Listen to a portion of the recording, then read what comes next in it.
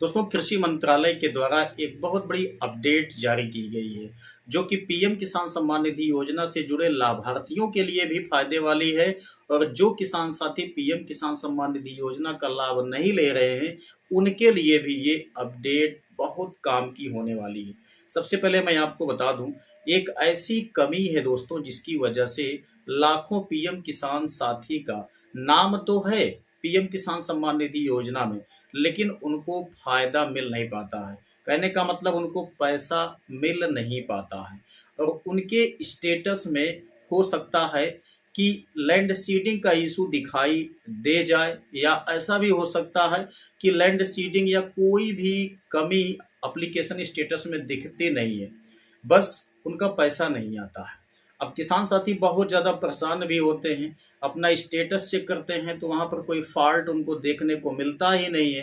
Block level पे जाते हैं तो वो भी आपको बताता है कि आपका एप्लीकेशन फ़ॉर्म बिल्कुल सही है, अगले वाले किस्त में आपको पैसा मिलेगा। लेकिन अगला किस्त भी आ जाता है, लेकिन उनको पैसा नहीं मिल पाता है। तो आइए सबसे पहले देखते हैं कि वो चीज़ क्या है जिसके बारे में कृषि मंत्रालय नोटिस जारी किया हुआ है। तो अभी आप यहाँ पे देखिए, स्क्रीन पे आपको दिखा रहा हूँ मैं।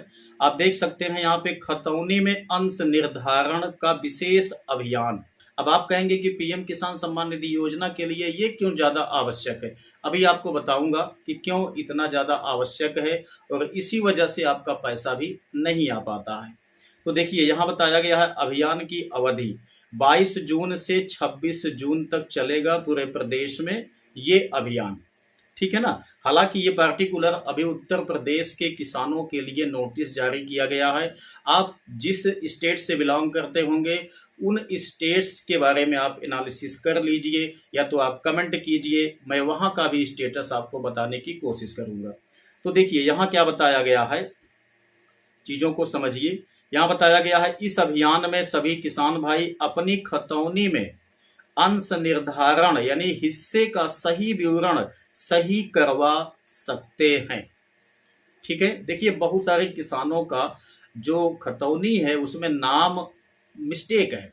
जैसा उनके आधार कार्ड में नाम है, जैसा उनके बैंक पासबुक में नाम है, उस टाइप का नाम खतौनी में नहीं है। तो इस वजह से भी काफ़ी किसान साथियों का फॉर्म जो है वो अप्रूवल नहीं हो पा रहा है।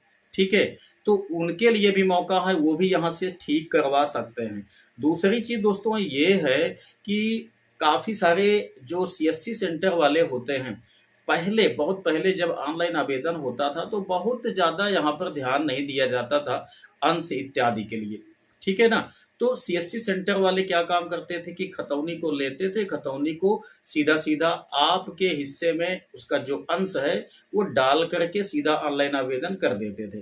तो एक खेत में एक खतौनी के अंतर्गत कई लोगों का नाम होता था, लेकिन इसके बावजूद भी उन्होंने सारे क्षेत्रफल को एक ही व्यक्ति के अंश में डाल करके ऑनलाइन कर दिया। अब ऐसे में क्या होगा कि एक व्यक्ति का जिसका सबसे पहले ऑनलाइन आवेदन हो गया था उस खतौनी पे, उसका तो पैसा आता रहेगा, कोई दिक्कत नहीं है।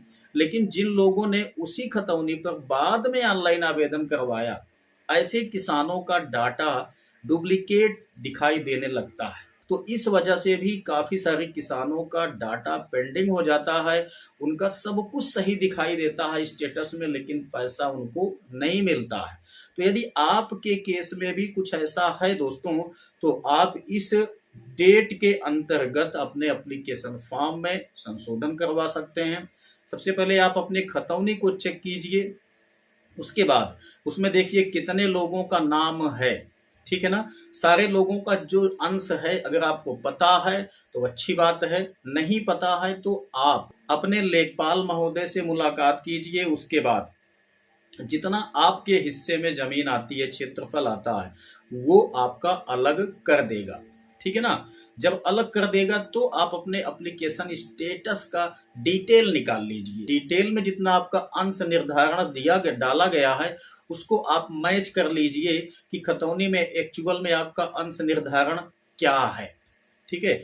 मिला के देख लीजिए, यदि आपका डाटा बिल्कुल ठीक है तो अच्छी बात है, नहीं ठीक है दोस्तों तो आप उसे संशोधन करवा लीजिए अपने एप्लीकेशन फॉर्म को। ठीक है। उसके बाद फिर से जब जब अप्रूवल हो जाएगा तो पैसा आपको मिलना स्टार्ट हो जाएगा, कोई दिक्कत नहीं है। दूसरी चीज़ यहाँ पर दोस्तों, अंश निर्धारण सही ना होने से आपको एक और भी बड़ा नुकसान मिल सकता है। ध्यान से बात को समझिएगा। यहाँ पर दोस्तों कृषि मंत्रालय ने एक और भी अपडेट प्रोवाइड किया है कि जिन किसानों के नाम जितना ज़मीन है, ठीक है, फार्मर आईडी में जितना जमीन आपने मेंशन किया हुआ है उतना ही आपको डीएपी खाद मिल पाएगी बस। ठीक है ना। एक बीघा के हिसाब से यहाँ पर एक पैकेट खाद डीएपी को डिसाइड किया गया है। अभी अभी हाल की बात मैं आपको बता रहा हूँ। तो आपके फार्मर आईडी में जितना भी आपके पास जमीन है, ठीक है, उन सारे जमीन का सही से अंश निर्धारण करवाने के बाद आप अपने फार्मर आईडी में सभी को जोड़ दीजिए। सभी जमीन के हिस्से को आप जोड़ दीजिए। अगर आप ज़्यादा खाद लेना चाहते हैं तो, नहीं आपके पास ज़्यादा जमीन है लेकिन आपको डीएपी खाद बहुत कम मिल पाएगी। बात समझ में आ गई। पीएम किसान सम्मान निधि योजना में जो फायदा होने वाला है उसको मैंने आपको पहले बता दिया, लेकिन जो आम पब्लिक है जिनके पास ज़्यादा जमीन है, ठीक है, उनके लिए भी फार्मर आईडी को आवश्यक किया गया है गवर्नमेंट के द्वारा। अब उनके लिए ये क्राइटेरिया फिल करना बहुत ज़्यादा आवश्यक हो जाता है क्योंकि उनको ज़्यादा डीएपी खाद की आवश्यकता पड़ेगी। तो अगर वो अपने फार्मर आईडी में सभी खाते की ज़मीन को लिंक नहीं करेंगे तो डाटा गवर्नमेंट के पास बहुत कम जा पाएगा और उनको उसी के हिसाब से डीएपी खाद भी मिल पाएगी। तो आप इस चीज़ को ध्यान दीजिए। आप अपने लेखपाल से मुलाकात कर लीजिए। जो यहाँ पर डेट दिया गया है कोई आवश्यक नहीं है कि यही डेट तक ही चलेगा, ठीक है ना। ये डेट एक्सटेंड भी किया जा सकता है, लेकिन आप अपने लेखपाल से एक बार फ़ोन कॉल से बात कर लीजिए। उसके बाद ये कब तक चलेगा उसी के अंतर्गत आप जल्दी से जल्दी ठीक करवा लीजिए।